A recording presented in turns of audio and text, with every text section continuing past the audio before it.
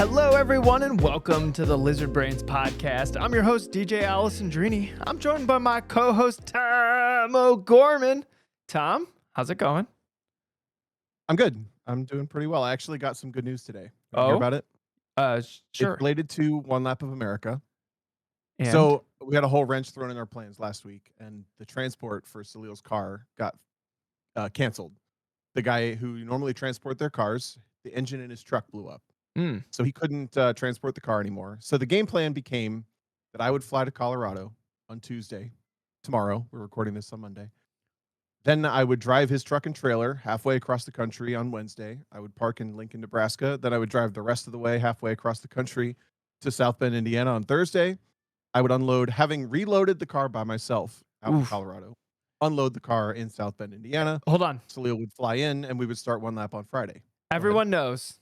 Look, driving the car on the racetrack, not nervous about it at all, right? No problem. The trailer is the most terrifying part about being behind the wheel of these supercars. Yes. Absolutely.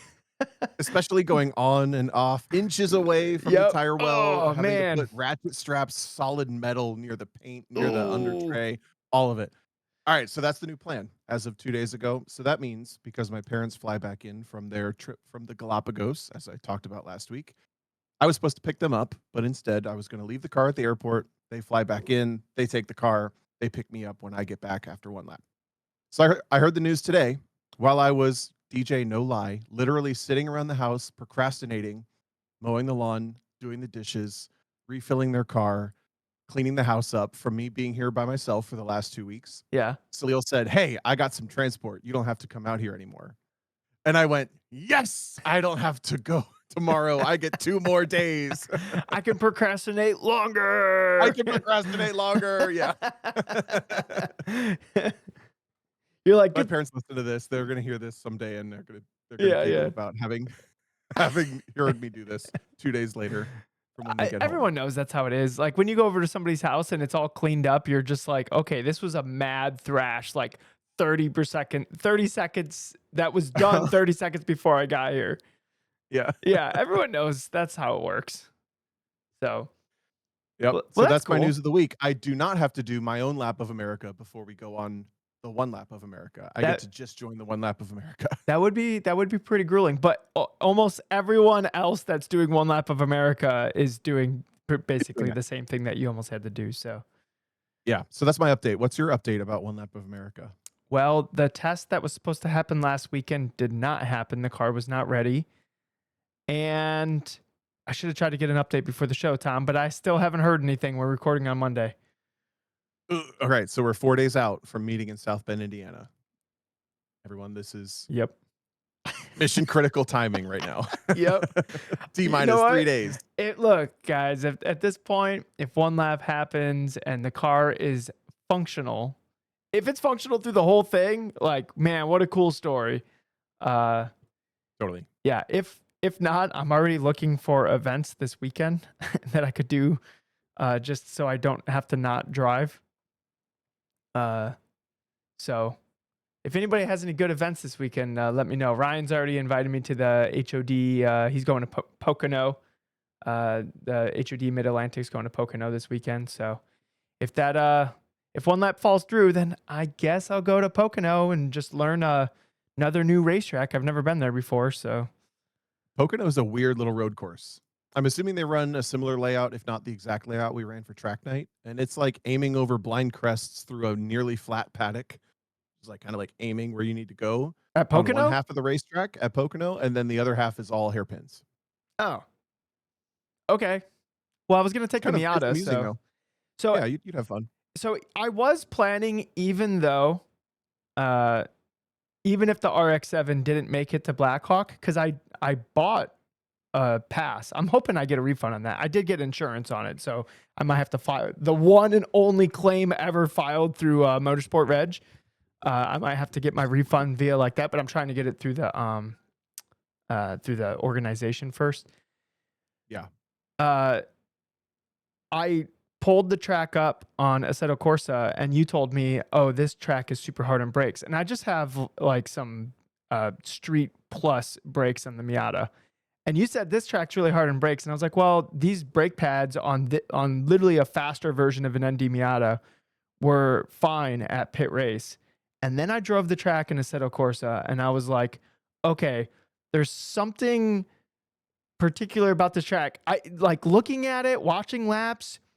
You wouldn't think it's that hard on brakes, but driving the laps in Assetto Corsa, I'm like, what is like? You are on the brakes so often and very hard, like over and over and over again. I was like, okay, it might be fine, but I'm not going to drive 6.5 hours out there to find out that I can only do like a lap Aw. before it gets dangerous. So I started scrambling for like what I was going to do, because I want to drive on a racetrack before one lap starts, because I'm not going to get any time in the RX-7. I haven't been on a racetrack since the ZR1 at VIR, and I don't want to feel like overwhelmed at all when I get to the track. So I'm like, even if it's not in the car that I'm going to drive, I at least want to drive on a racetrack. So I started looking for stuff that's a little bit like closer, and there's a track day. Like a open track thing at Nelson Ledges, which is 45 minutes away from my house, on Wednesday. It's a little expensive. It's like $300, which I think is like ridiculously expensive for Nelson Ledges, considering I think that place barely has a bathroom. Yeah, is it Uh, at least all day? it's from like 9:30 to 4. Okay, that's all day, I think but it's that's like still that's open a little steep. track. I think it's like open. I'm planning on putting a 5 gallon jug of gas in my passenger seat and burning all the gas out of the tank, and then dumping 5 gallons in it, and then like doing a session until it reads like 0 miles to go, and then I was gonna call it a day. That's like what my plan was. Gotcha. Well, I'm sorry I accidentally contributed to talking you out of Blackhawk. Well, I'm kinda glad, but no, also I I'm glad I made you think about it, yeah, yeah. well, because like I said, in the laps in a set of course, I was like, okay, I understand why Tom said this was like the hardest track on brakes out of all of them. And then if I had proper brake pads, I probably would have made the trip. Yeah. Uh, but I'm not gonna put race pads on the Miata. I plan on like tracking it every once in a while, but I think that track was particularly brutal on brakes, to the point where it actually would be an issue. Uh, so yeah, I did not go. I'm not. That's also not even one of my tracks for one lap, so it's not even like I was getting recon for one of the tracks I'm going to drive. Yeah, you were Uh, getting recon for me. What the hell? I needed all the information about the new pavement and everything, and now oh, you let me down, you know man. what? I don't know how useful that would have been, because I would have had no reference for its relationship to the old pavement. What would I have told you? I don't know, Tom. Seemed like new Coulda told pavement. me it's really grippy, you coulda told me the breakaway characteristics are kinda Yeah, funny, yeah, you coulda told me it's just glass smooth, and now it makes it feel a little weird, so when the car wanders around down the straights, it's just 'cause it's brand new, like old Mid-Ohio to new yeah. Mid-Ohio. That's There's so much good information you coulda gotten from nah. me. That's what the outlap is for. so Oh, so yeah, so I'm gonna go to Nelson Ledges on Wednesday, so not tomorrow, but the next day when we're recording this, and that should be fun. And I wiggled out an extra, did some like, oh, I can work a half day instead of taking a full day off here, whatever, because all my vacation days are booked. So, yeah. so we'll get I I'm kind of having to like finagle vacation time to like make it out to like a midday track, whatever. But yeah, I've never driven the Nelsons before, so that'll be interesting. It's the closest track Oh, to my house since I've started doing anything motorsports, and I've never driven a lap there. I've been there once to hang out with some friends, but I've never driven a lap there. I think Nelson Ledges is a better lap than Blackhawk Farms. Okay. So that's good news for you. What was the other thing I was gonna say? Oh, for Blackhawk, just for context, in the off chance that someone's listening to this and goes to Blackhawk soon, but has the chance to address this, it's the only track ever that I've been to where I added to the driver's meeting. This is the smell that you need to pay attention to for brakes, or pay attention to a smell for your brakes. If your brake pedal does X thing, that means that the brakes are fading. Like for novices, especially when I ran track night there, it was you would just walk around in the smell of brakes the entire night. Yeah. Just every single car reeking of brake fluid and brake burning, whatever that smell is. Why do you I it's just the last corner and the first corner that's super hard on brakes, and it's those two back to back. And then There's like somewhere I else in the think it's middle of the lap because it goes like the last corner, the entry of it's very fast and you have to take a lot of speed out because it's like more than 90 degrees turn, or at least yeah. it feels like it is. And then turn one is the same where it feels like it's either 90 or a little less than 90. And the front straight is really long, like Summit Point long. No, And no, no, no. It's deceivingly short. That's kind of the problem is you sort of go from like the middle to top of fourth to the bottom of third, like 4 times per lap. So you're not really actually getting a whole lot of movement okay. through the car through short segments, but you're getting it just fast enough that you have to threshold brake, and all of the braking zones except for one at that racetrack are threshold brakes. Okay. So you really just like you're just throwing heat at the car Yeah, yeah. regularly from the top of fourth, middle of fourth gear over and over and over and over again, but it's really not that fast of a track. Okay, you articulated that well because I wasn't sure Yeah. uh why a particular track would be hard on the brakes or not, but yes, that makes sense.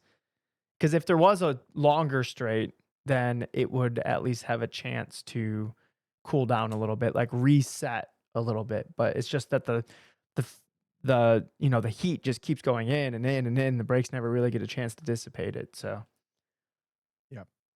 So Yeah, the only section there that you get to really stay off the brake pedal, you're still dragging the brake pedal for a lot of, like, trail braking transitional, like, small speed adjustments, and then you're yeah, back to that repetitive, like, longer high speed section, threshold brake down to the bottom of 3rd gear. Do it again, do it again, do it again, do it again. yeah, you're right. It's Because repetitive. even the slow section, it's very like use the brake pedal to like point the nose on Yeah, power, doing the same thing again for like that whole like interior section of the track, and then you're going to those like threshold braking spots. So yeah.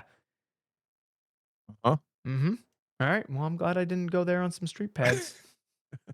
Nelson Ledges You woulda had seems you woulda I mean, it would have been fine. I think you would have been able to do, like, a 1 lap, 2 or 3 lap simulation yeah. and then cool down. I think you would have been completely satisfied. What was the event? It was Midwestern Council? I would have been curious what their, car counts and stuff looked like. Yeah, I'm not. Because I debated going up sorry to cut you off. I debated going up on Wednesday, now that I don't have to go to Colorado. I debated going up on Wednesday to a Track Night in America, but I know the Track Night in America car counts per session, and I know that it's gonna be tough to get well, if I got a car to drive, it would be tough to get clear laps. Yeah. Yeah, it would be. I mean, Track Night in America is not for clear laps. It's just to No. go have fun on a racetrack in the middle of Yeah. the week. That's what that is for. So I'm honestly with this Nelson Ledges open track thing, I'm not sure what to expect. Like, is there going to be 10 cars there, and then it's only going to be like 5 cars, like per Yeah. like on the track at a time, and then there's just going to be Well, it's GJ probably out there in a Miata just burning it down? do you know if there's run groups or not? Nope, no idea. I When I couldn't did a even test I day couldn't last even year sign with, up, Tom. I couldn't. I oh, tried to sign up, and they're like, "Oh yeah, you just bring a check to the gate," and I'm like, "What?" Like, so I just show up to the gate with a check. And then I just tell them I have old experience. fashioned. I just tell them I have experience. "Hey, I have experience." And they're like, "Cool, yeah, because it's experience only. Good to hear that you have experience. Welcome." And I'm like, "Yeah, cool. You know nothing about me, but here I am." It's like, you knock on the door and they slide the thing open. What are we talking in the '20s, what was that called? No liquor, no alcohol. Prohibition? Prohibition, during Prohibition, you're, like, showing up, like, knock, knock, knock. I have experience. Yeah. "Alright, this way, sir." "Are you a cop?" "No, I'm not." "All right, right this way." Yeah, right. "Are you a novice?" Yeah, I did "No, I'm not." "Right this way." yeah. I did one of those days last year, maybe 2 years ago now with Fields, and it was I think it was just a 30-minute session cycle, like 30 minutes of A, 30 minutes of B, and that works out kinda perfectly because you go out at the beginning or middle of your group, and then you get to sit for an hour until you do it again. Yeah. I'm kinda just hoping I just literally I kinda wanna do a full if the brakes hold up, because I don't think you're really hitting the brakes all that much in Nelson's, but Correct. if the brakes never get squishy or, like, to the point where I start having to push it on a little harder than I think I'm comfortable with, I would love to just burn the whole freaking tank of gas out of the car in just one go, like, do like a champ car stint and then Miata, Okay. like, just What's do it, just put it down. it might be raining. It'd be even Oh, that'd be better. better. Yeah, I did Yeah. that's an hour of track time without any consumables. I might go get another tank of gas if it's actually raining. There's like a 90% chance of rain in Cincinnati that day. Okay. I haven't looked at the So weather in Cleveland. Hold on. it'd be a good look. Here, While you Google that. now somebody else Google it for me, please. Ian, I see Oh, you in the chat. Can you be my weatherman and let me know? still the intern. Always the intern, Ian. Sorry about it. He's got a real job now. Oh, the interns that grow up so fast. This weekend, I just did commentary from Hallett. How did it go? And You said it it raced was really great. well. Yeah, honestly, Hallett, I want to go race there. It looks so fun. So the best passing zone is into a hairpin almost like left. And that puts you into the outside of two right-handers into a series of S's that just looks like, well, it looks fun. It obviously is fun. I've driven there, but it created a lot of side-by-side action, and it just created really good racing. Spec Miata was awesome. Formula V was awesome. Spec Racer Ford was pretty good, but there were two people that were like clearly faster than the rest. Yeah, it was pretty good. I enjoyed myself. I didn't say anything super ridiculous or anything this weekend, so I didn't have I didn't have any updates for everybody on Oh crazy man. stories. But there was one incredible crash, almost Oh, crash, I should almost say. There was crashed. one incredible save. I sent the video in our Discord, but this driver in a GT1 car in the rain, so like a full-on 900 horsepower, probably Trans Am car, started to lose it into the braking zone in the rain for somehow. And he comes into the camera shot, tank slapping, losing the back end, and he spins off into the grass. And he On the somehow has the inside. wherewithal On the inside of the track. from the inside of the track to crank the wheel and keep the car turning, basically with rear steering because he's going backwards. He's in the grass, he's in the rain, it's It was muddy. To amazing. keep it off the racetrack and like steer the front end of the car back into the grass so that everybody else around him couldn't hit him. What was amazing with that is that in the clip you can tell because he's in the grass, so it's like sliding. So the car's at like slip angle. It's definitely like at the limit of adhesion, whatever the grip would give him in the wet grass on slicks. And Uh-huh. he's barely not coming back into the track. He is executing like this like drift backwards, barely not re-entering the track and causing calamity. Yeah. While and the cameras like picked it up perfectly. It was a great moment. Like I feel like that should be clipped, and I think that will go a little viral because it was really good. You did cut it off before you had a comment about it. Did you not react the way that you wanted it to? Oh no, I clipped it by accident. But Oh, I no, I gotcha. was praising it. Like, I can't believe he had the bandwidth to do that. I was like, whatever the Nobel Peace Prize for motorsports is, that's what this Yeah, guy should get because he probably saved like 3 or 4 cars, like the absolutely. worst day Yeah. of their life, including him. The Uh, Nobel Peace Prize for racing. yeah, maybe we should start that. We should do a yearly award show. Yeah. Lizard Brain. I like that. Oh, like pull moments of motorsports throughout the year. Yeah. I Yeah, enjoy that. Can somebody come up with some categories and then Tom and I will judge it? I'm totally down for that. that would be so fun. That would be But yeah, super fun. it was a good weekend. I had a good time talking about it. Uh, Um, Ian came back with but yeah. the forecast. It gonna rain. All So right. That's looking good for yeah, your consumables. yeah, good for consumables. So that'll be fun. So guys, we had the idea. This episode is all questions because we have so many questions. Typically, when we get questions, we kind of start at the top and we scroll down, and there's so much stuff that's saturated in from the last like I don't A know long time. 8 to 9 months that we just haven't scrolled down far enough for. So we're just gonna start knocking out some of these questions. There's so many good ones in here, and then also Devin asked a bunch of silly ones. So if it gets too heavy or serious, we can break the tension with Devin's questions. And our goal is to get through as many of these as possible until we either run out of gas or time. So, all right, you ready, Tom? I'm ready. Emails. All right, this first one from Devin from Hooked on Driving Mid Atlantic. He said last week when DJ was talking about the old RX-7, this is the one I drove at the Finger Lakes Autocross. He was talking about learning something driving it and getting tuned into the car, and it wouldn't be competitive, etc. But it sounded like he might have fun in it. My question: how do y'all continue to find joy, not just speed, in cars after your wealth of experiences? Basically, why aren't you guys bored yet? Yeah. I That's a great summary. Go ahead. I think part of the reason why we operate at the level that we do is because it's really hard for us to get bored of this. Yeah, yeah, I agree with that. Actually, I took that question a little differently. It's not so much why don't you get bored? How do you all continue to find joy, not just speed? I think I took this a little differently. My first Okay. response was it's hard to keep uh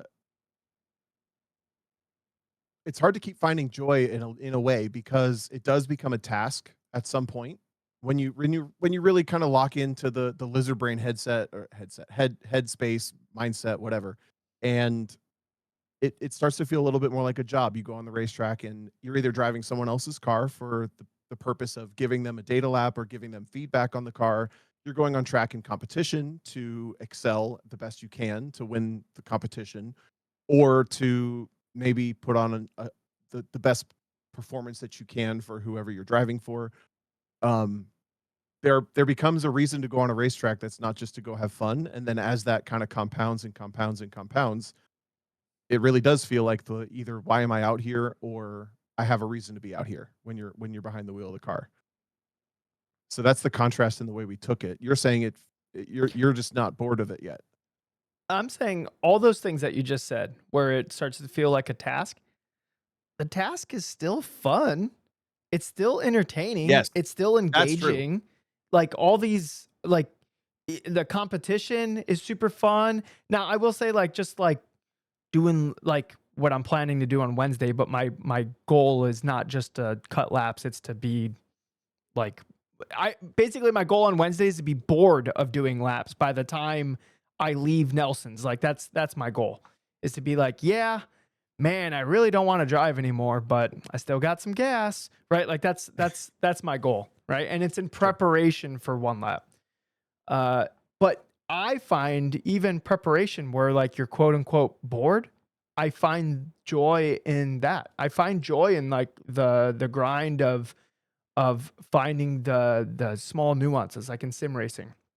Like sometimes when I get onto the simulator, I'm not necessarily having quote unquote fun or finding joy in like the actual task, but I'm finding joy in the preparation and the anticipation of how that preparation is going to hopefully pay off, or the the joy of finding time that I knew was there, but I couldn't quite get it, and then you finally get it. Like that's just like there's joy in that. Like there's joy in the process.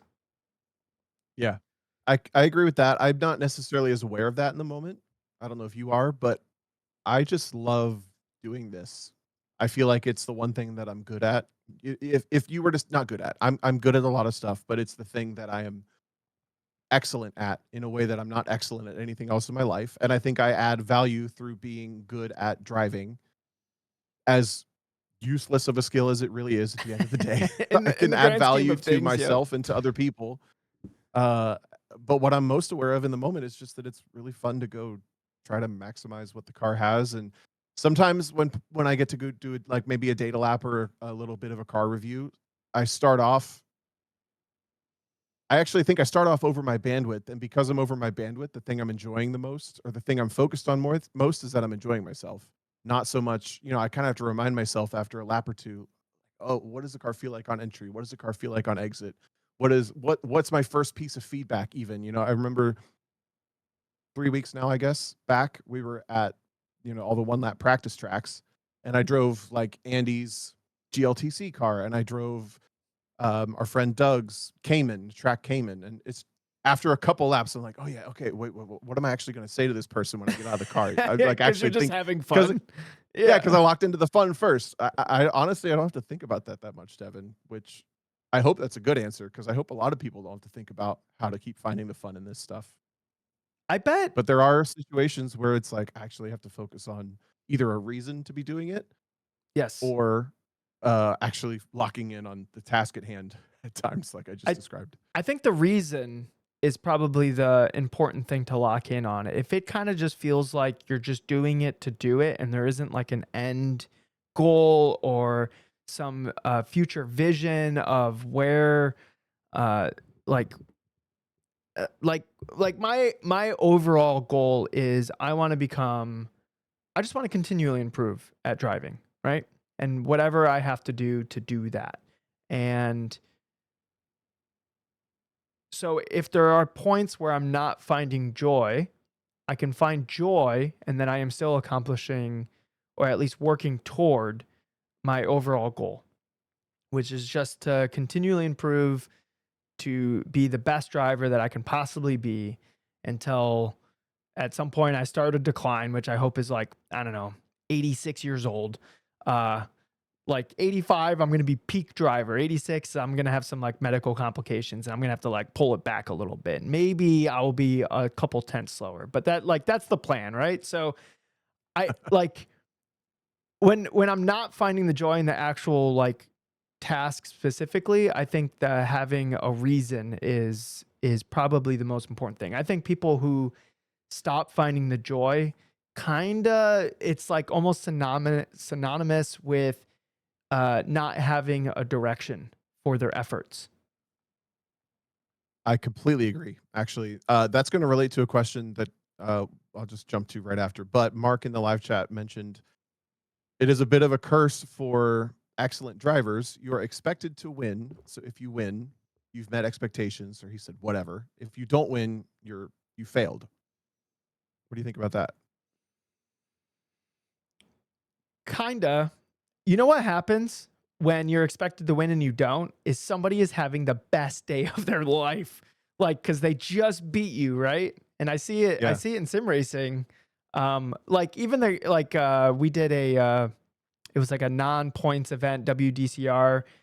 This crew has been broadcasting this league for like 2 years, and I've literally never lost a race there. And then Tom shows up in these GT1 cars, and he beats me, and everyone was giddy about me losing.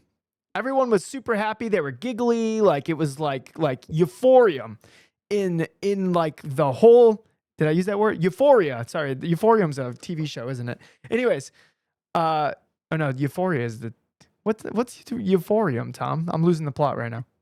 I don't think euphorium's a thing. Okay, Oh, well, euphoria is what you're going for with both Euphoria of those. was what I was going for. But yeah, Yeah. everyone was freaking giddy about it. Obviously, I'm bummed. I didn't want to lose, right? So like that's more what you deal with is that somebody's having a great day and you're like, "Damn, that sucked." Like all these different ways I could have won and whatever. That's mostly what it feels like. But I think it's important to like when people expect you to win, to not take that expectation on your own because what you should be expecting from yourself is just to perform at the level that you can perform at, and whether that brings the results or not, like just perform at that level. And if somebody best you, then they best you. Like with the GT1 race, I drove as well as I could, and Tom drove better. So like I lost. Good job, Tom. You drove well. Uh, and I think that's like the only expectations we should have on ourselves. But I understand that people have expectations for us, and like that's fine. Uh, but it's not necessarily like you're a failure when you lose. I think it's more of like the person who beat you is having a freaking awesome time and an awesome day, and it's up to us to like not take away from that. Right? We've talked about that before on the podcast. Is you don't want to be We the have, yeah. person that like finally got knocked off the top step of the podium, and then you take away from the person's like amazing time experiencing that top spot, that top Yeah. step, right? Yeah. Yeah, I that hit that this question being, winning is the expectation and losing is failure relates a lot, resonates a lot to me at times.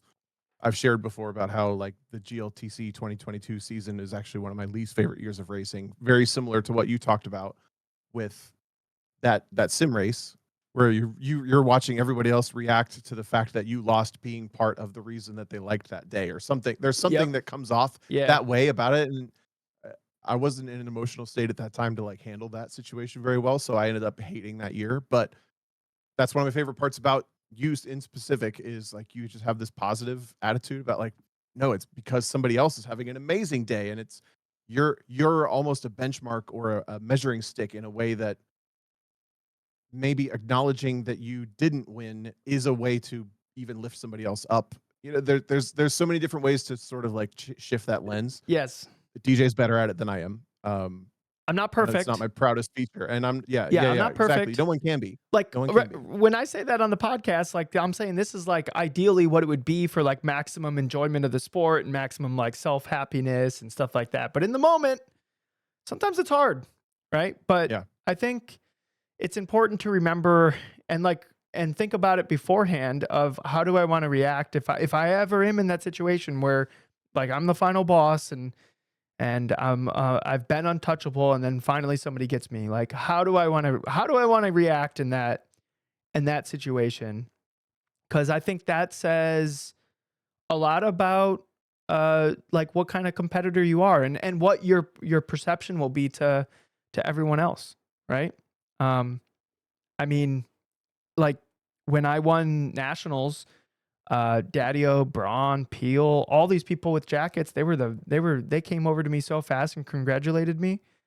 And like I'll never forget that these people that wanted to win just as bad as I did, just they came over and gave me hugs and dumped water on me and like yeah, it's just like that they added to my enjoyment of that like moment that I've been chasing for so long, right? Right. Yeah, that's good. Okay, so I hope that answers that question well, and that related to shoot, it was related to expectations. Oh, is it gone? At the top of my head, is my audio okay? I just clicked for a second. Yeah, no, you're good. Okay, we'll come back to it. I'm sure it'll pop back up. You want to move on to a next one? Yeah, you want to do Matt's? Yes. All right. This is brand new from today from our friend Matt. To close the loop on the question from a bunch of episodes back was if you had a budget of $30,000 to buy a turnkey wheel to wheel race car, what would you buy to race in which series and why? So he's given us a little update here. He ended up buying a Spec E46 in March for $32,000, which seemed like a real deal compared to the copious $50,000 plus ones for sale. My first event at NCM against 10 or against a field of 10 other competitors. I drove away from everyone. Qualified P1, won 2 of the 3 races, finished P2 in the only third race because of an inverted grid and safety car before the checkered flag. Second event at Mid Ohio was more of the same. Given that, do I sell the car? Okay, so he gives us the context of his experience so far. Given that, do I sell the car and buy a spec Miata instead? What about downgrading, quote unquote, to a B spec car? I just want to race against other lizards and improve my ability, not club baby seals. Interesting. Okay, what do you think of this? I'm thinking Matt needs to find where the juggernauts of this class are and make this is kind of what we've talked about before, where sometimes you have to go like the extra distance to get to the events where like that I know like you might have to commute twice as far. Like you have to go 6 hours instead of like 2 hours. That's 3 times as far. But you know what I mean? Like to get to the events where you're going. I went to Las Vegas to go against like the top cream of the crop CST competitors that I'm going to be going against this year, right? So sometimes you have to go long distances and seek out where these juggernauts are because I'm willing to bet and this is just how every class is unless the class is like super dead. There's somebody that's going to give you a run for your money that lives somewhere in that class. And you just have to find those people because then you're going to have the racing and the competition that you want that will like push you to be better, to make the car better, to bring out your best self. If it's just like if your local area is a little weak at the moment on competition, I then you just have to go farther. That to me that's what like the SCCA majors are or like the it sounds like Matt here is doing NASA, like that's what nationals is for. uh, Go run in like T4 and SCCA or is it T3? I don't remember exactly where a spec E46, but T3, yeah. I think you have to go out and find where this competition is. Yeah, I agree with you in a sense. And someone joked this is a pretty great humble brag question, but I think it's a legit question, and I it think it reminds is. me of when I finally won my first national championship. It clicked. Like you don't go further than a national championship with autocross without a self-motivated like push to something else. No one calls because you won solo nationals, right? So I bought my club racing car, my ITC car, and that season it wasn't easy, but I did win a majority of the races that year. And I learned a whole lot, and I feel like I got to be a much better track driver and race car driver, wheel to wheel driver and all that. But I did like kind of accomplish all my goals in the first season. And by the end of that season, I had that mentality still. Like I need to keep pushing if I want to make this happen. So that's how I ended up with my B spec car and getting into pro racing and all that. Um, and I kind of agree with you in the sense that you either travel further or you pivot. You kinda have to make that choice. I Yeah. know we talked about, like, the regionalness of certain classes on the broadcast this past weekend for SCCA because some regions are gonna have, like, a crap ton of Touring 2 cars, and other regions are gonna have a crap ton of Formula Vs, and, other regions are gonna have a crap we had a bunch of Formula Atlantics all of a sudden at this one weekend. So you either travel to where the crowd is, and I think for a Spec E46, unfortunately, it might be on the West Coast. I think Yeah. there's like 30 to 40 of them at every weekend out there, from my understanding. Or you pivot away. You say, like, I learned what I learned from that, but that's maybe not what's giving me it's not helping me achieve my goals. Yep. I don't think it's healthy to look at B spec versus E46 as a downgrade. I know Matt's raced B spec before, but yeah, you kind of have to look at your goals. If your goal is not to drive a B spec car, but have a really competitive field, then you look at something similar but different, like Spec Miata or Spec Racer Ford, or honestly, Formula V is so competitive. Or someone from another org can give me some ideas in the chat, but I'm Spe- sure there's something in NASA in the Midwest that's like a super sleeper hit. If you don't know NASA Great Lakes or NASA Mid Atlantic, or think of an org. GLTC is an obvious answer, but I think that's a pretty steep climb financially now that it's like a national schedule. yeah. Uh, yeah. I think maybe if the competition that you're seeking doesn't seem to be within a viable like tow distance, then yeah, then probably you have to jump to a different class, right? The third answer here is to become the cheerleader for the class. If there's something That about it is that you true. love, like there is 100% a pattern of people who become like the staple, the core of a class in a region, and they grow it, and that's why it is the way it is. So if you're willing to put in the time, honestly, that's probably going to take like 3 to 5 years. But there are people, depending on what it is. I know B Spec did it in like a year. There was one or two cheerleaders, and all of a sudden, the next season, Who there's it like a went from like main 20 cars at the runoffs to 50. yeah, there's like a main cheerleader. I'm blanking on his name Chris in B-Spec? There's like one specific person, Chris Taylor, I think. Chris Taylor is a big Yep. cheerleader. Oh, I'm so Oh, sorry. oh no, it's I want to say Frank. Ray, but Frank Schwartz. Thank you. Yes. Frank Okay. Schwartz Got there. is probably like I the don't even staple one. follow. Yeah. I don't even follow it. I know they're cheerleading this class because they cheerlead it so loud, right? Yep. Yeah. So if you're willing to put in the time to grow that in your area, then that's another option. But that's definitely the long haul option. You basically become the benchmark as long as it takes everybody else to be motivated to catch you. Yeah. Yeah. And sometimes that will happen. Or like you could just be like Kiesel in autocross where everyone's like, damn, maybe someday I could like catch him in E-mod. Right. You just like and he's doing a great job. You watch his runs, those are really well executed runs, and it's just he's just the benchmark. Just he just has that class on lock. You could just have the class on lock, but it sounds like kind of like you want that vicious fight to the death every weekend. So yeah, either you're gonna have to tow longer, be a cheerleader, or jump.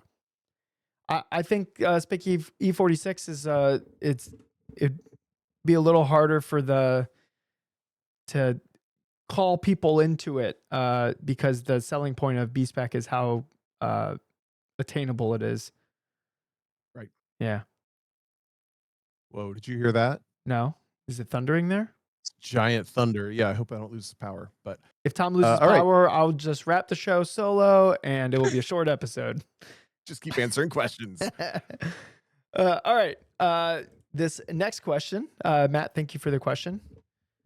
All right. So, Mike from New Jersey writes in. He says, "What are some characteristics, skills, or commonalities that separate good from great drivers?" What do you think, Tom? Where are you seeing this question? It's right Oh, below what are my comment. yeah, I got it. Characteristics, skills, or commonalities that separate good from great drivers. Man, I got one. go for it. There's like an intensity about learning. Like they're very intense. Of like they when I'm coaching somebody that is like they have some accomplishments already, and they're trying to get better at either sim racing or they're prepping for like a weekend or whatever. When I'm coaching people that have like solo national championship jackets or have won this or that or whatever, there's an intensity behind their learning. They ask questions that are really good questions. They start really good conversations. Their questions are to seek clarification or knowledge or understanding of something. And it might even challenge something that maybe I described and I didn't describe it properly, right? There's an intensity with their learning, uh, and I think that's only visible when like I'm part of the learning. Uh, I don't think you would notice that outside unless you see them like looking at data in between laps or whatever. But I think the intensity of learning is probably the most consistent out of all like the good to great drivers. Yeah. A little bit of a different way to say what you just said, but I think it's super similar, is that they think about it a lot, Yes. like obsessively. We've talked about on this podcast before about how super successful people tend to be very obsessive over what they're successful at. And that's linked because you're so obsessed with that thing, whether it's even getting better or not, there's just an obsession about it that you're thinking about a lot of the time. Um, And it's not I don't know if they're that's not is choosing that the chicken or the egg though? they're not choosing to be obsessed about Yes, it. yeah, yeah, correct, It's yeah. just they just are. It's not like they can force themselves to be obsessed or, "Oh, I need to be more obsessed about this," or, "I need to think about it more," or, "I need to try harder." It's just like a baseline, like, "I can't even control this." Like, this is what it is. I can try to throttle it so I don't alienate everyone around me, but like this is just what it is, right? Like that's probably like another commonality of the good to the great is that the great they almost have to like hide the obsession so they're not the weirdo. Yes, Yes. that's a great way to put that. The other thing that I thought of is great drivers, I think, are both willing to break the rules and make mistakes. Uh, Do you want to in that clarify? obsession. Yeah, yeah. So first of all, they're willing to break the rules. Break the rules meaning the rule, for example, might be you learn when you go a uh, a racetrack or a track day school, or you read a book or watch a video, that this is the racing line Yep. and this is the place that this is how you drive this track, or this is how you trail brake, and this is how you get on throttle. You know, there's all sorts of absolutes that you can have. When in reality, if you're willing to break all those rules and like kind of make a mess and mash everything up and just sort of make what needs to happen happen, uh, I think most great drivers have that figured out Like versus drivers who are trying to follow. a flexibility in Yes, execution, not necessarily breaking the rule book. correct. Yes, yes. Thank Yes. you. Yeah, Okay. yeah. They're willing to break the rules of things that they've been told about the activity, not the That rule book they're and racing these to. Yeah. things that are told to us as we're uh getting our feet under us trying to learn this motorsport stuff. Like here's an example of one that I had to get broken and Tom helped me break it. Is I Oh, heard that this is when you drove my GLTC car for the first time. Uh, and I was told, and I just accepted it and I didn't challenge it, that Hoosiers don't make noise. Like they don't make sound. And so I felt like anytime they were making sound, I was doing too much. And then Tom goes out there and goes like, I don't know, like a second and a half, 2 seconds faster than me. Uh, and I, in the video, could just hear the Hoosiers just making noise the whole time. And then that was the moment where I realized, oh crap, I let myself get like fixed into this box that I never like critically thought of. I never pushed the edges of it. I never explored to like find out my own experience with that. I was just driving it to something that was just locked in, and I didn't even realize it was locked in until I saw that Tom was doing it differently, and obviously it was better because the lap timer said it was better. And then I went out there and made the tires make noise, and I was like, "Yeah, this is faster and better." And what? Who ever told me that Hoosiers don't make noise? Like, what? Like, man, whoever told me that like set me back like at least a couple weekends. Right, yeah, perfect anecdote. Yeah, that's the kind of thing I mean. And then the willingness to make mistakes kind of goes hand in hand with that because you're challenging the concepts and the basics that you've been taught or even that you may not know, but you're willing to make the mistakes by pushing the limits. I think about there's a lot of drivers that I could cite actually that have no exposure to it other than they're limit pushers in their lives almost. Actually, I can think of a good example. From ASM, Dakota. Hi, Dakota, if you ever hear this. But he started wheel to wheel racing, and he's behind the wheel of the cars, and he's done drifting and all this. And he's a genuinely fairly fast driver who's learned that fairly quickly. And I think I would diagnose him as probably he doesn't quite like know why, which I think is completely healthy and fine, and we've all been there. But he's also a mountain biker. He also does paramotoring and flies like thousands of feet in the air with no safety net but his own knowledge.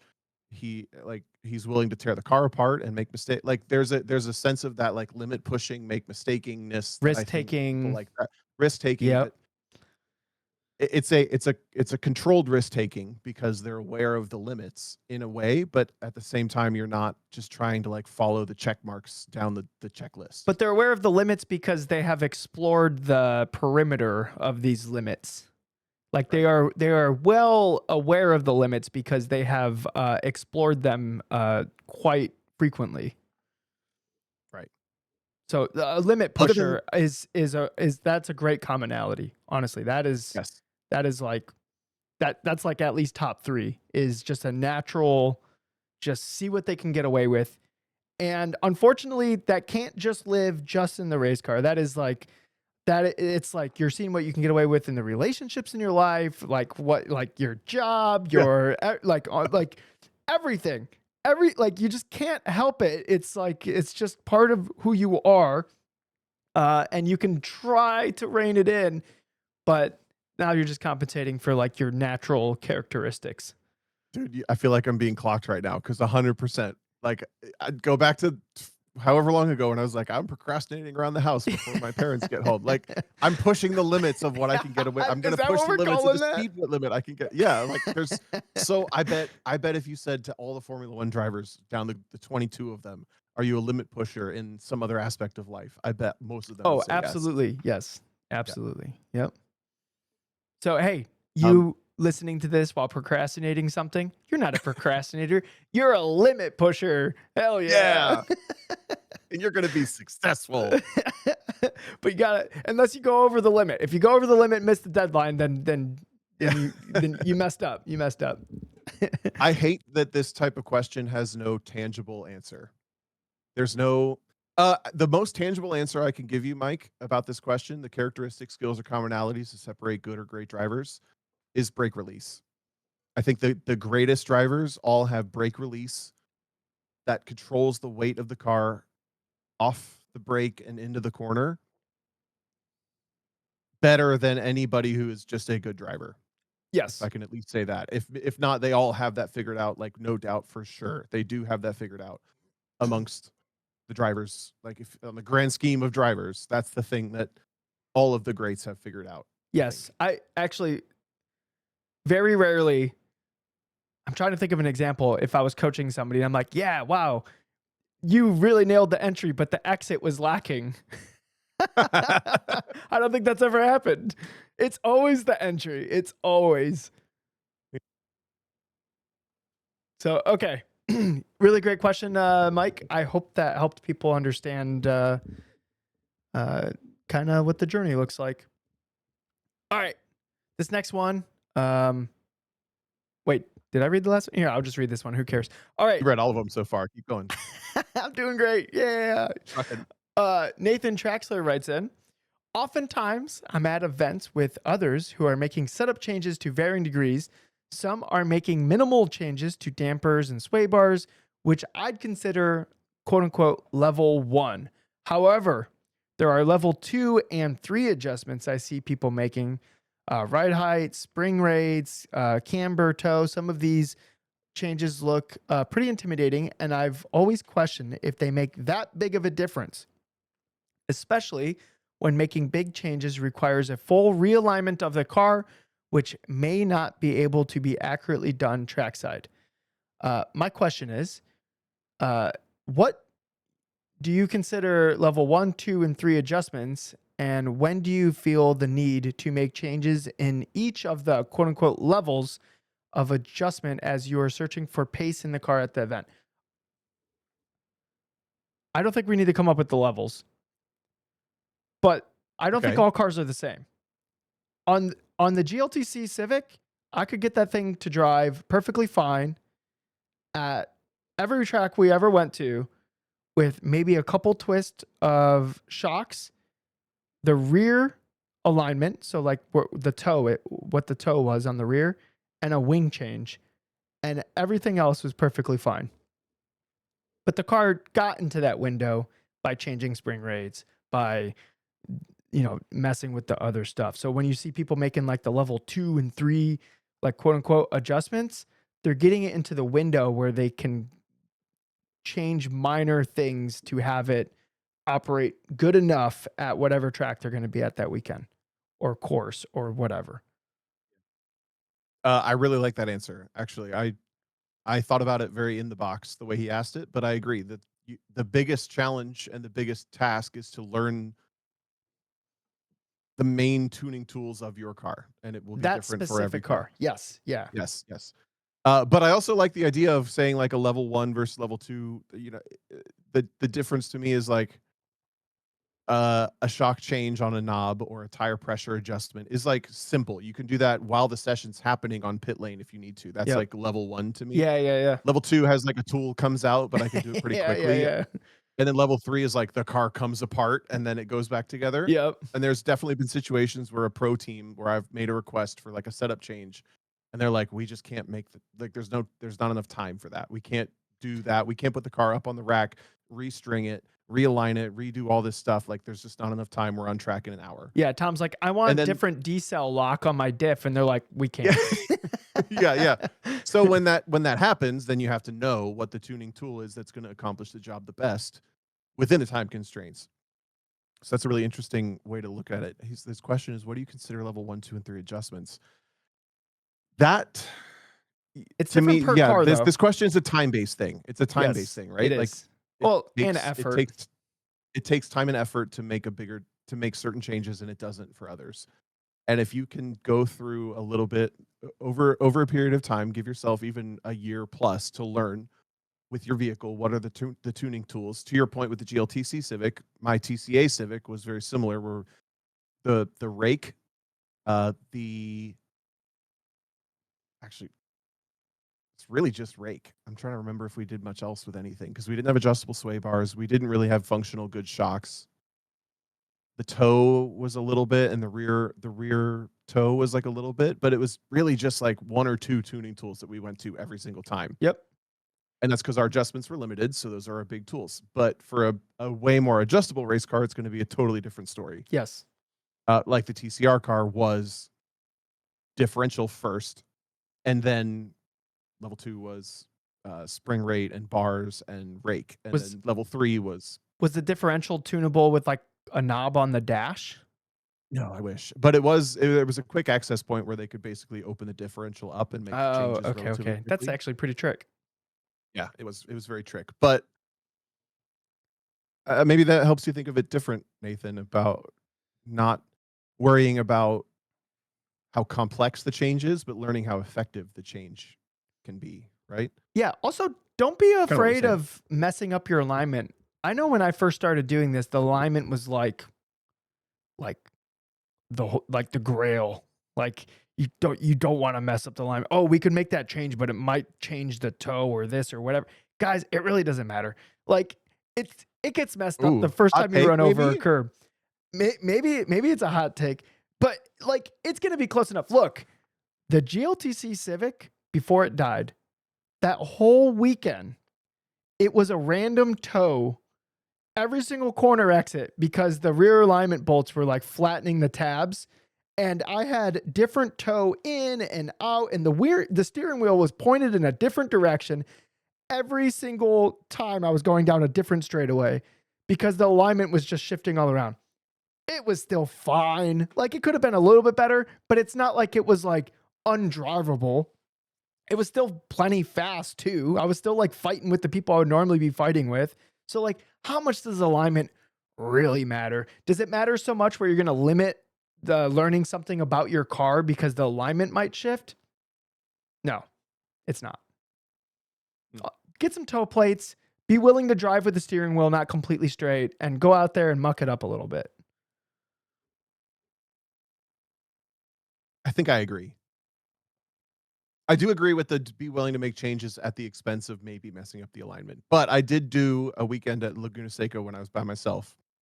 Famously, the weekend I went to a pro race by myself. I had the toe nope, I'd had the camber eccentric bolts slip so many times that I ended up with like a half inch of toe out in the front, and I didn't know what toe was or that I was affecting it by adjusting the camber. Yep. So the car was junk in one race because of it. So there's my caveat. I think you Okay. do need to be aware of it, but don't be limited by it. That's where the How about toe that? plates come into play cuz you Exactly, because I yes. would have known better if I had known what that was. I would have figured it out pretty quickly. Yeah, you're just like, okay, I adjust this. The toe's gonna go out of whack. I'm gonna even it out as much as I can. Well, if it's like within like a eighth, like total, so like one side can be weird and like, but it's fine. The steering wheel's a little crooked, but it drives down the road mostly straight. Good enough. Like, could it be better? But like, yeah, it could be. But don't let it stop you from making the change that one, you're going to learn something about the car, and then two, would hopefully make the car better. Yeah. Yeah, and Nathan said in the chat as we're saying this, know what your car responds to sounds like the answer. Yes, I think that's a perfect summary. Take that and run with it. Okay, next one. This is the one I was looking for from Ryan. He's mentioned it for me, but we can both answer it. Okay. How did you decide it was time to take a break last year? What made the most impact on you during that break? And now that you're doing more on track, what has changed? So that was in relation to the original question. Shit, I lost it again. But either way, I knew it was time to take a break because I didn't have any goals. That's what it was related to. The question talking about goals. If you just run out of goals, you run out of like, what am I chasing? Direction. Yeah. When I like really direction, yeah. When I really like faced that, it came down to that. Like, what does that look like for me? I had nothing. I could literally not come up with one thing, and that was what gave me the idea. Like, just kind of take a little break from it. What during that break impacted me was the things that I stayed interested in. So if you notice, I haven't done much endurance racing since then. I definitely haven't done any pro racing since then. I've done way more commentary since then. I've done some driving, but it's really motivated by what sounds fun or interesting. I really hope that the big takeaway of that answer is I know so many people, we talked about it before. I know so many people who do motorsports events. They do the motorsports events that they do because that's what they do. That the people they know are there. The calendar year has looked the same for them for 10, 15, 20 years.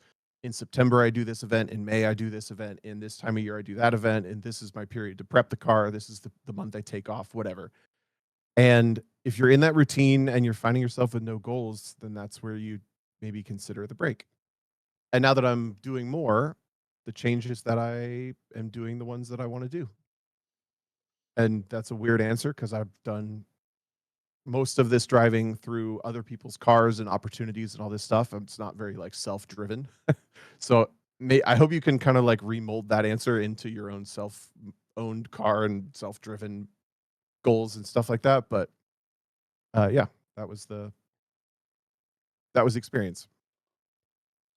I don't know if I've taken a break. I kinda did after the GLTC car was crashed. But that was mostly just because I was really enjoying Halo Infinite. So I wasn't really I sim forgot about that, racing. yeah. Yeah, I wasn't really sim racing or, That's true, uh for a little bit. yeah, but I was kinda like, "I don't know. I don't know if I'm into racing anymore," kinda feelings.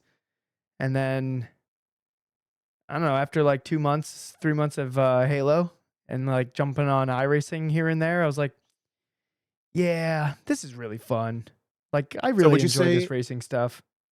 yeah, would you say at the time Halo felt like an equivalent goal? Were you chasing something that you hadn't accomplished yet, or was it almost No. more of a distraction, break, like, just chill, do something Distraction, else for you? but also, like, I just wanted to try to get as good at this new game as I could.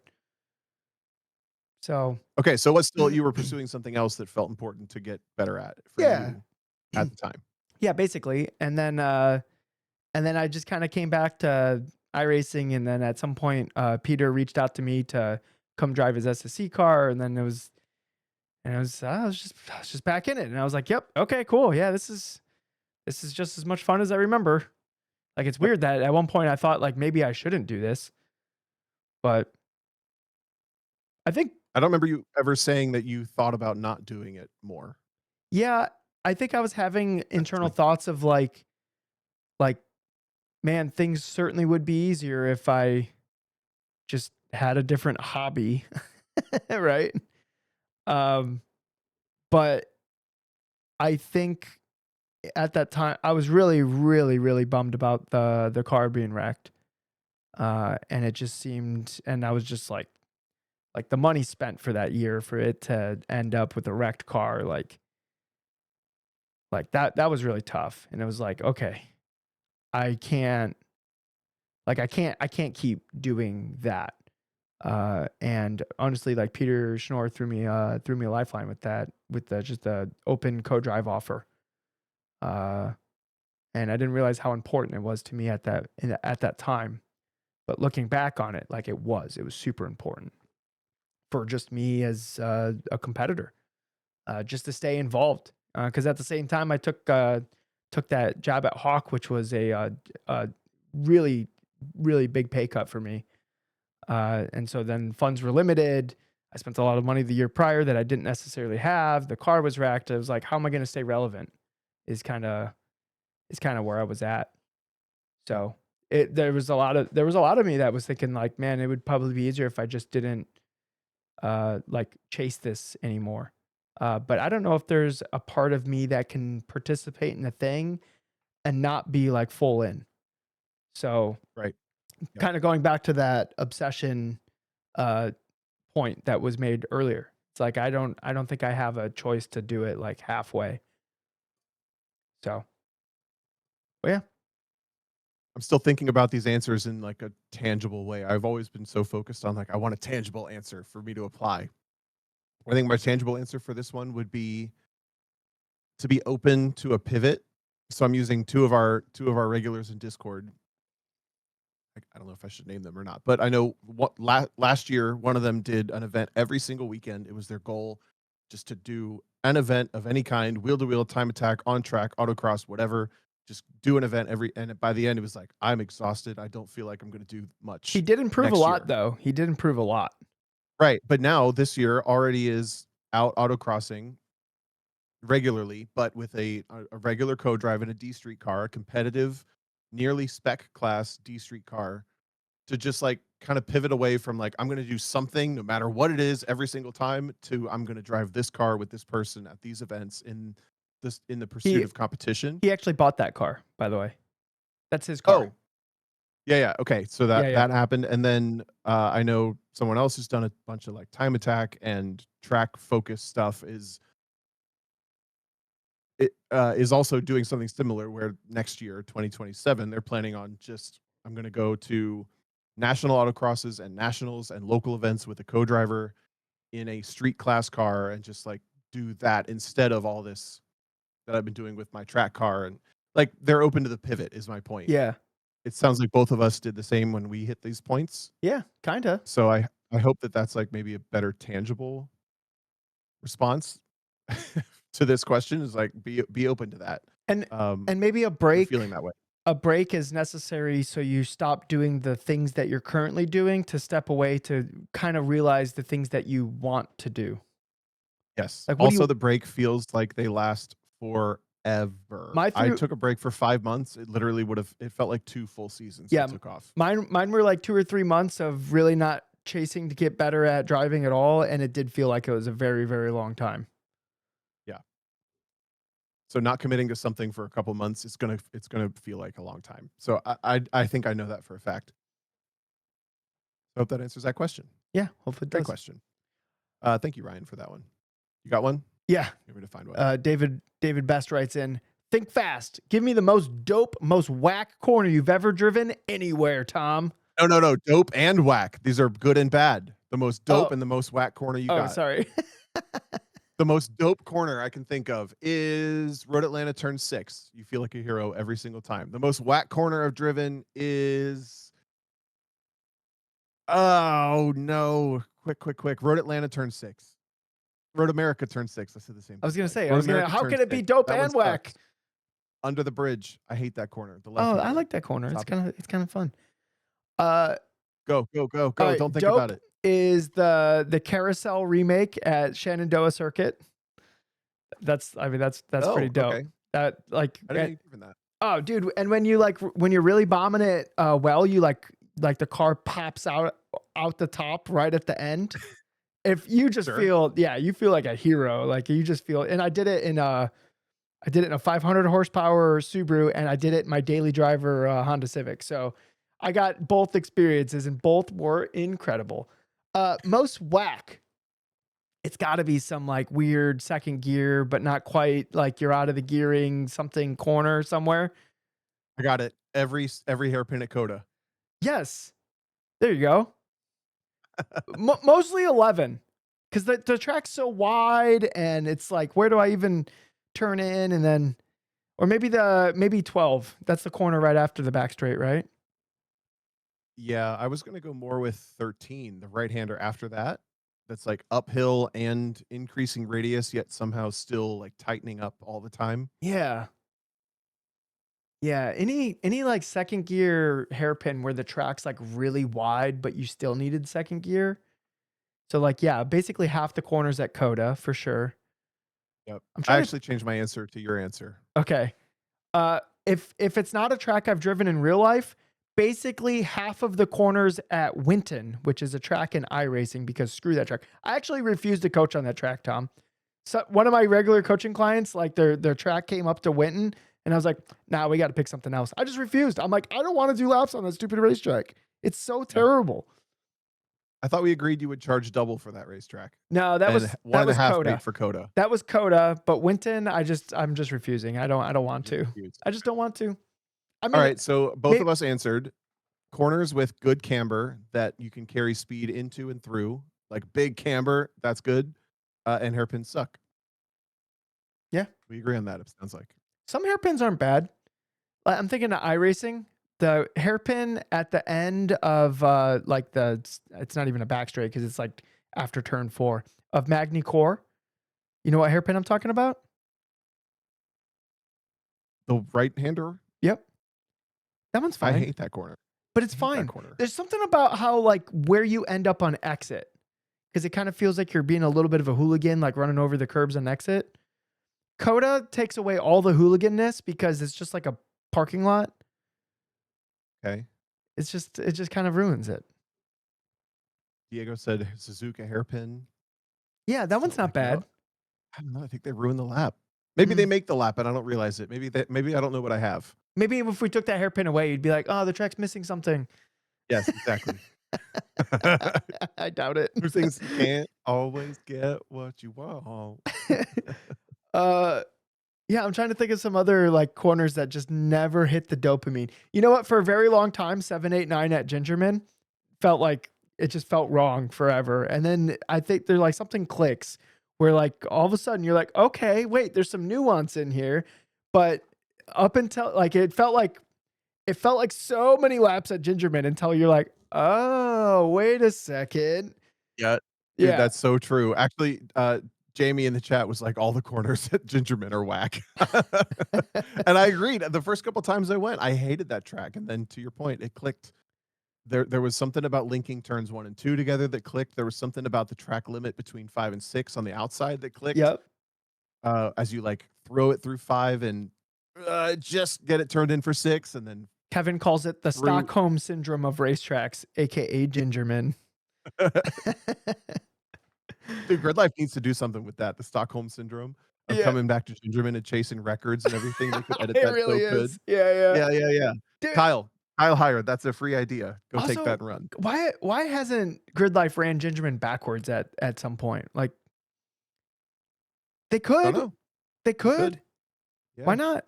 What are we Oh, doing? for track sprint out of nowhere? Ito, this is an idea for you. Yes, please. Listening live as the time attack liaison. I For time did an attack. SCCA time trials at Gingerman, and for their track sprints, they ran a portion of it backwards, and I couldn't believe how much fun it was. Maybe it's just because it was new, but it was still a racetrack backwards is nothing like the racetrack forwards. It's like an entirely new racetrack. Yeah. Yeah. So what like and unfortunately not a lot of racetracks can be ran backwards due to like the where their armco is angled. It's like a lot of the time it's angled with the direction of travel on the track. But Gingerman doesn't even have Armco. It just has like cornfields and like hills and stuff. So you could totally run that track backwards, zero impact to safety. Maybe 10A would be a little sketchy. Dude, can you imagine if Grid Life Midwest, like, last minute, if they started teasing little drops, like, there's gonna be a surprise, and then last minute, it's gonna be backwards for the first time ever, and all the drifters get new layouts, all the time attack people have new track records, like, that would honestly be, like, a really, really good little, what would you call that? I guess gimmick. Or like, the years where they would have two events Pivot. there? Why Yes. wasn't the Yeah, second yeah. one just backwards? That'd be cool. Yeah, it should be. Should be backwards. Somebody run Gingerman backwards, please. HOD Mid-Atlantic, come to the Midwest, please. Or how about let's run it for the Lizard Brains podcast, and we'll just have a track day / time attack event, but you submit your lap time based on your data, so we don't have to track with transponders. Yes, it's a gentleman's agreement. All right, coming in 2027, we're gonna manifest it right now. Okay. Backwards Gingerman. Yeah. Chase the dopamine. That's what we're going to call it. Dang, so many people ask questions. How long have we been going? Hour and 13, Tom. We got to get through all of them. Oh my God, there's still so many more. All of them. There's so many. We got it. Okay, let's do. This is from Turtle from a while back. I think he's reposting this question, so we actually get to it. Here's a fun one for the group. How do you find fast early? I know I've come at some stages. This has already been discussed on the podcast, but as what some would. Yes. Okay. As let me restart this question. I know at some stages this has already been discussed on the podcast, but as what someone would consider a veteran between the cones, I still struggle to find speed early. My quickest runs usually come in the afternoon on the 5th or 6th run, and by then I'm usually well past the prime of the tires and any sort of surface conditions. This really bit me in Lincoln at Nationals last year as rain came on the second day of competition after my first run. What mental exercises or approach can you help those of us who struggle to find the pace of the car / course early? Signed, still coping with mental limits and performance anxiety. Oh, bud. Yeah, there's two things going on though. So the performance anxiety, that's a whole nother ball game than to just come out of the gate swinging. It can affect your ability to swing. And then there's the other one is probably tied mostly to vision. And what I would suggest is, man, there's got to be an episode where we talked about like Tom time, like where you're actually, yeah, okay. I don't remember exactly what episode it was, but basically you need to identify on your course walk when you have opportunities to like rip your eyes through the course as far as you can go before you have to come back to the thing that you're doing. And we call that Tom time. It's like Tom's vortex of danger that Ross Bentley has.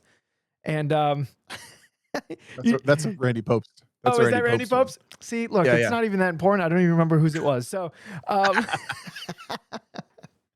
uh, so yeah, I think honestly, Tom Time has helped me a lot in like the last year and a half, 2 years of autocrossing to have those like super solid first runs. Cause I didn't need to have like this crazy, like high level, like plan of execution. I just needed to like look where I was going. And I didn't realize Yeah. I wasn't doing that enough. And now that I've been getting better at that, which has been an intentional, conscious thing that I've been like actively working on, I'm still working on it. Uh, those first runs are just better than they used to be. I like that answer a lot. I wanna add to it. I think that there's some I've always struggled with verbalizing this, so try to stick with me or hold me accountable here, I'll but try. there are people who need some time, it seems, to work back up to what the maximum G forces that the car can achieve feels like for Yep. them. Does that make sense? Yep. So, like, even though the car can achieve 1.2 Gs sustained in a corner, the first time they get back in the car, point 0.8 and point 0.9 feel uncomfortable until they get some comfort, bandwidth, I'm not sure what, I guess comfort built back up to hit that 1.2 G. Just to vaguely put a number to it. I'm just kind of spitballing here, but I've worked with drivers before where I kind of honed in on that being the issue, the slow grow being an issue, and verbalizing to them to pay attention to maybe what the seat feels like on their body, Yeah. on their shoulder, on their hips, whatever, what amount of steering angle the car can take. There's a lot of different like ways to think about the way that manifests, but ultimately just paying some attention to what the ultimate grip limit of the car is so that you can get to it quickly, whether you're doing things correctly or not. There are drivers who are not worried about that at all. They're not worried about doing anything right. They're going to go make a mistake. They're going to go miss the first corner at nationals on an autocross course. They're going to go spin on, the first carousel on the track day, whatever. But they're not concerned with driving under that limit. They're trying to like almost go over it faster or like push it way too early. That's kind of what Catil does. He like intentionally drive like when he's knocking off rust, he like goes out there and overdrives to be like, okay, yeah, this is what being at the limit feels Yeah. like. This is what like this is how this feels. Okay, let's smooth it out and hone it in, right?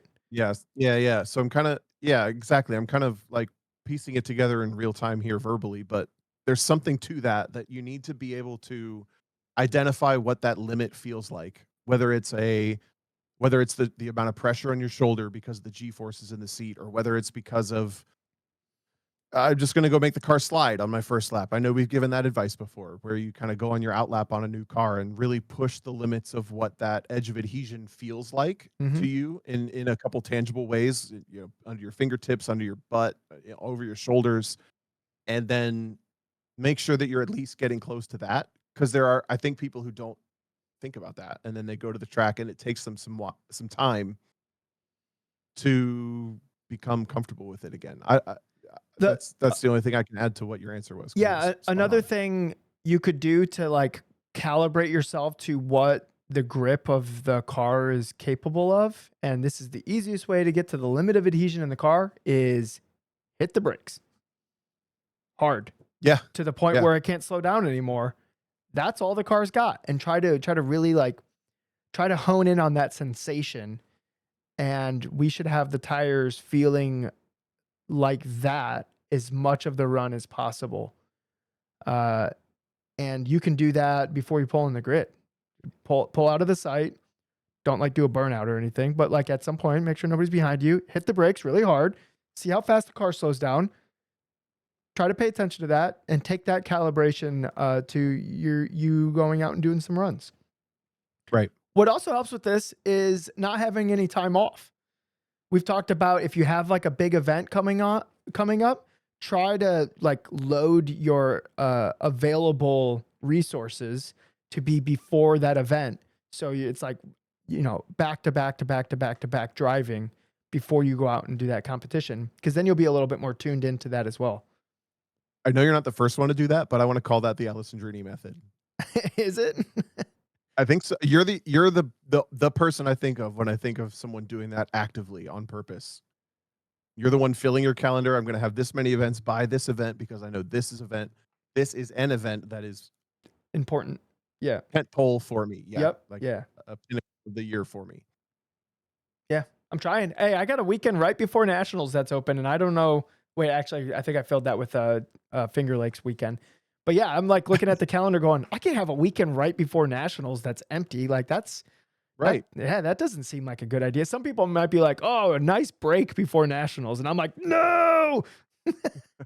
Put something in there. Yeah. I like Raul's way of verbalizing it too. He said some people's internal gyrometer stays well calibrated between events. Some people need to recalibrate. Perfect way to say that. And if you struggle with that, observe observe that happened and then find a way to fix it. I think we've talked about it a ton. Observing the problem is probably 80% of the work. So if you realize that's the problem, then get after it. And if the problem is that I don't know how to find the place to go fast enough, then DJ's answer of vision is probably the root of it. Probably. I didn't realize it was the root of mine until I really started focusing on that Tom time thing. And I just felt my first runs just being way more useful to the rest of my runs. Honestly, like a well executed first run is just so important to just the process of getting to your optimal time by the time you're done with the 3 runs. Yep. You just get a better look at everything, a better idea. Your low hanging fruit is just a little bit higher. Like it's not so like ripe for the picking because you can't go out there and fix like 7 things, but you can go out Right. there and fix 2 things, and then you can fine tune something for your third, and it may stick or may not. Like I find a lot of the times my second run is my fastest because my second run is taking all the like I fix the mistakes, and then the third run is like, where is some like margin that I could get rid of? And then a lot of times I just like screw it up. And then and then the third run's not like the fastest. Yeah. Because where Yeah. the margin existed, I thought there was a little bit more than there was, and then I'd push and then the run's over, right? So Uh, what? oh, this doesn't relate. I was going to say Ito said you could come. You were talking about events this weekend, right? No, you're not going to be. We're not. Ito said to come to Peru Yeah, this we're not weekend. manifesting this. I'm gonna have an RX-7 to We're going drive to be on this. one lap. Yeah, we're doing one Yeah, lap yeah. this weekend. Can't do that, Ito. We're going to be busy. Yeah, I'm I think we should definitely gonna probably be wrap busy. it up out here. What are you feeling coming? Are you like? Where's your confidence level with this? With Being on the wet skid pad, getting soaked on Saturday morning. I don't know. I literally have no idea. I don't want to bug Damian that much because I know he's thrashing on the car, and I don't want what I want is because you know how it is when you're working on a car and you're getting to like the end of your patience and you're kind of like, it's good. I don't want to like encourage like it's good. Because what I really don't want to happen is for us to be stranded in the middle of nowhere with a broken car, not close to an airport, and I have no way to get home other than like hitchhiking or whatever. You know what I mean? Like, I don't know what happens. It's actually, guys, I don't know if you know this about One Lap of America. We've talked a lot about it. There's a lot of rules, and in a way, there's not a lot of rules. But one of the rules is you have to hitchhike home if you break down. You're not allowed to get an Uber.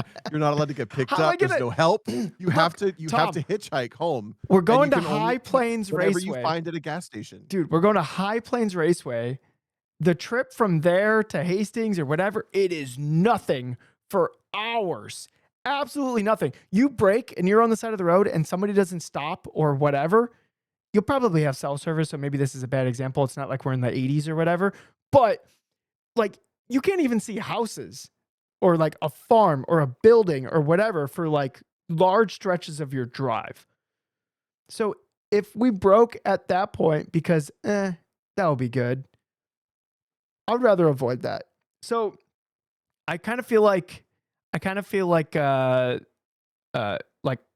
cars in the it's in the operation room, and Damian's the surgeon doing the thing, and I don't want to be like, "Hey, how's it going in there?" while he's like in the process of doing his thing, right? Right. So I'm gonna say like if we're there on Friday, sticker day, it's gonna be we're gonna have at least a great story to tell about that week, and we might even Yeah. be competitive. I don't know. Probably not likely on a not tested car at all, but like it will be a good story. Um, it will be rowdy. Uh, you know what car I was using to help practice in Assetto Corsa, Tom? Oh, and Assetto Corsa. I don't like modded cars, so think of Yeah, I like know. a So Corsa. rowdy turbo, The Supra no time attack ABS. car? Nope, no ABS. Something old. Uh, the Ferrari F40 and this and the rough CTR like Yellowbird. All I'm right, like, there you yeah. go. I'm like, yep. Those cars don't drive very good, and their brakes suck, and but they're really fast. You're in your first gen Gran Turismo era right Yep. now. uh, so actually, what I've been doing here, we'll wrap on this. What I've been doing in Assetto Corsa is I literally just do one lap. So I'll do an out lap. I'll stop at the start finish line. I'll do my 3 laps. Think about it. Think what I could have done better. Do it again. Then I go to the next track, do the same thing. Go to the next track, do the same thing. Go to the next track, do the same thing. And then that's like my practice for the night. And I just pick a different car every single time I do that. Cool. I love that. It's fun. I'm having fun. Damn, when you do that, let me know. I'll just host it online. We'll do it together. Okay. I was thinking about messaging you yesterday, but I'm also doing it in VR, and I don't know how. I don't want to like go in Discord and change all the settings so I can like Yeah, I get that. talk to you or whatever. We can do it. We'll do it. Maybe even later tonight. But uh when I was like, oh, I should message Tom because I know he'd totally be down for this. I also thought, but I don't feel like changing the settings. Yeah. So that's why I didn't message you. All good. My big concern for the week, really, at this point, now that I don't have to fly to Colorado and load the car by Oh my myself, goodness. is I'm really concerned this year for some reason about not making the car look hideous with all the stickers on it. It really does look hideous with all the stickers. Guys, we gotta talk. I know Brock's never gonna hear this. Maybe he will. Someone send it to him. I don't know. Blah blah blah. Add it to the marketing budget or something. We gotta update the marketing or the sticker package on the one lap cars because we look like rolling billboards in such a 1990s way at this point. We gotta make it. I want to make this $400,000 car not look hideous with all the What's fucking the giant stickers they make you put all over them. what's that one sticker that's like particularly ugly? And if this is your company, I'm It's sorry, the one but lap sticker. It's the big nah, one. that The one looks big pretty ugly. giant. But there's one that like kind of clashes with all the other ones. It's like something Oh, I don't know. farm, or it's like the one with the exhaust pipes coming out of it. You know what I'm talking about? I mean, roughly, it's a yeah, some sort of cartoon thing. Yeah, but it's like the colors don't match. Like the other ones are like solid block colors, and like all the Yeah, stickers yeah. kind of look like they belong on like a race car. And then you have Right. a sticker that looks like you got it out of a vending machine. Like a bumper sticker, yeah. Yeah. I'm being facetious, but also I think Ferrari Challenge probably does it the best. Ferrari Challenge has like a whole incorporated sticker package that Porsche Cup's pretty good too, but make the like accents to the car instead of just bumper stickers. That's my big concern for the week. How do you do Honestly, at that this with point. like 90 different cars though? Those are proprietary ideas, and if they hire me, I'll tell them. Okay. I don't know. I'm kidding. Yeah, bye. I'm kidding. I'm available for advice. Okay. But Brock, if you're listening to this, Tom wants money. Okay. All right. Tom, you ready to kick us out of the show? I am, yeah. Okay. While Here- we're on that topic of One Lap of America, everybody that we'll see on Friday and Saturday morning, I can't wait to ride around the country with you, and I love your hair and I hope you win.